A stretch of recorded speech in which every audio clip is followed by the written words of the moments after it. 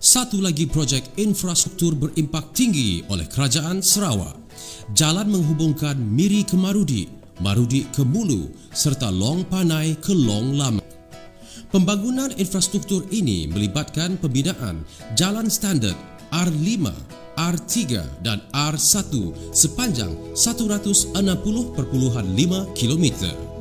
Secara keseluruhannya, terdapat 13 jambatan kecil dan 9 jambatan utama.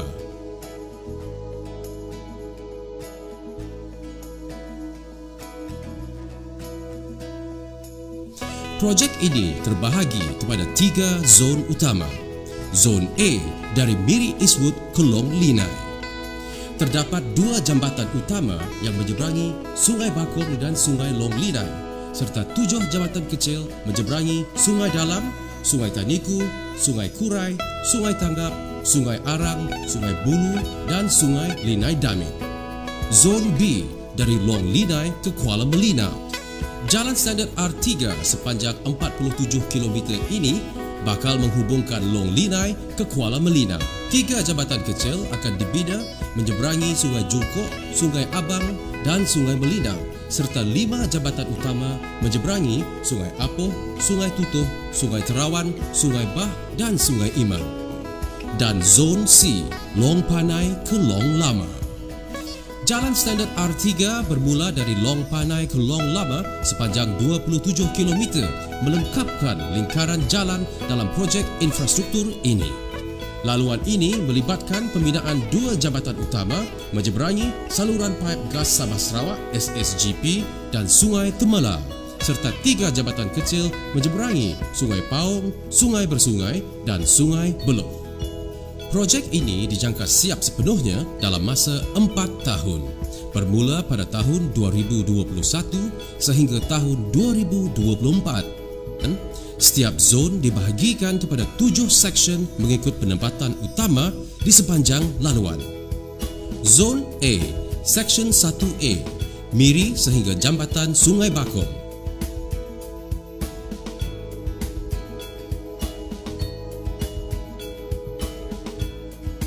Seksyen 1C merupakan jalan cabang Seksyen R1 ke SK Arang serta Rumah Panjang Nyegang, Rumah Gileng dan Rumah James Ansi.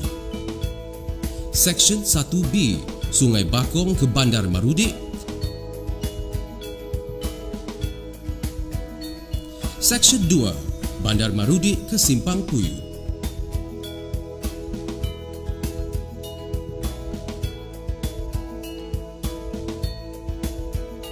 Seksyen 3, Sungai Kelijau ke Long Linai.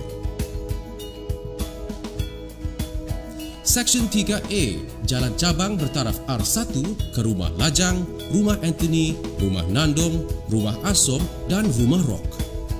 Zon B, Seksyen 4, Jalan Standard R3, Long Linai ke Long Panai. Seksyen 4A, Jalan Cabang Standard R1 menghubung Long Ukok, Long Panai dan Long Palu. Seksyen 5, Jalan Standard R3 dari Long Panai ke Long Terawan.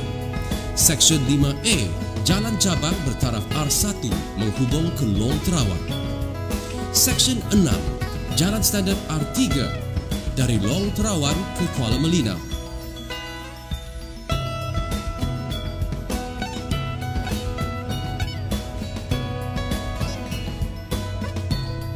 Sebuah terminal penumpang akan turut dibina bagi memudahkan pengunjung untuk ke Taman Negara Bulu. Perjalanan menggunakan bot yang mengambil masa 10 minit dari terminal penumpang Kuala Melina ke Taman Negara menjanjikan pengalaman unik alam semula jadi kepada setiap pengunjung.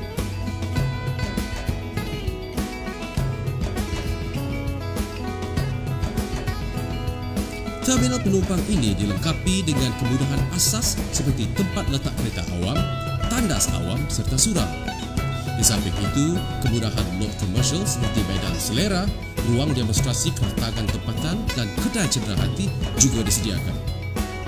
Ruang menunggu untuk orang kenamaan serta ruang pejabat turut disediakan.